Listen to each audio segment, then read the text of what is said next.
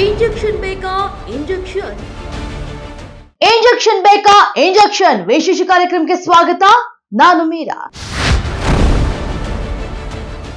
ವೀಕ್ಷಕರೇ, fake doctors ವಿರುದ್ಧದ ನಮ್ಮ ಪ್ರಜಾಧ್ವನಿ ಟಿವಿಯ ಅಭಿಯಾನ ಮುಂದುವರೆದಿದೆ.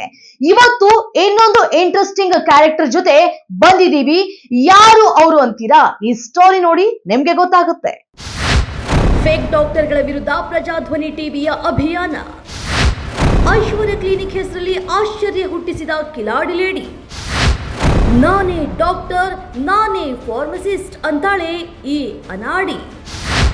ಇವಳ ಹತ್ರ ಟ್ರೀಟ್ಮೆಂಟ್ಗೆ ಹೋದ್ರೆ ನಿಮಗೆ ಚಟ್ಟ ರೆಡಿ.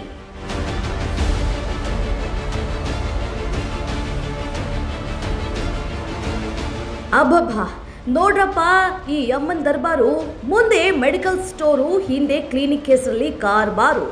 ನಾನೇ ಡಾಕ್ಟರ್ ಅಂತ ಬಂದೋರ್ಗೆಲ್ಲ BP ಚೆಕ್ ಮಾಡಿ 3 ಕಾಸಿನ ಜ್ಞಾನ ಇಲ್ದಿದ್ರು ಪುಕ್ಸಟ್ಟೆ ಭಾಷಣ ಬಿಗಿತಾಳೆ. ಆಮೇಲೆ ಇಂಜೆಕ್ಷನ್ ಬೇಕಾ ಅಂತ ಕೇಳ್ತಾಳೆ.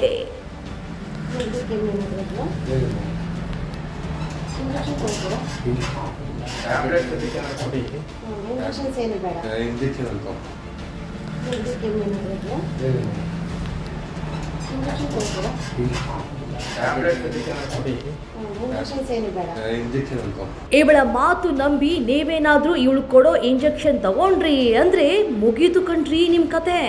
ಪಾಪ, ಅಂದಾಜಿನ ಮೇಲೆ ಟ್ರೀಟ್ಮೆಂಟ್ ಕೊಡೋಕೆ ಕಲ್ತಿರೋಂಥ ಈ ಜಗನ್ಮಾತೆಗೆ ಕ್ಲಿನಿಕ್ ನಡೆಸೋಕೆ ಪರ್ಮಿಷನ್ ಕೊಟ್ಟಿದ್ಯಾರು ಅಂತ ಹುಡುಕ್ಬೇಕಾಗಿದೆ. ಇಂಜೆಕ್ಷನ್ ತಗೊಂಡಿಲ್ಲ, ಏನೂ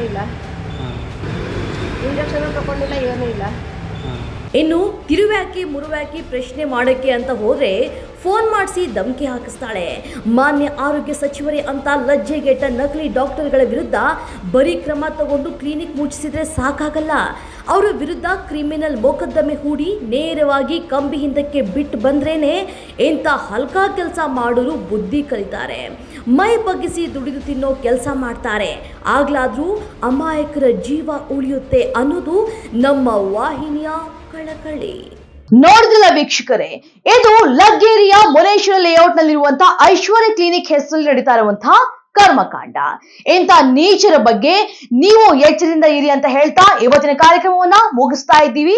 ಇನ್ನಷ್ಟು ಅಪ್ಡೇಟ್ಸ್ಗಾಗಿ ನೋಡ್ತಾ ಇರಿ ಪ್ರಜಾಧ್ವನಿ ಟಿವಿ.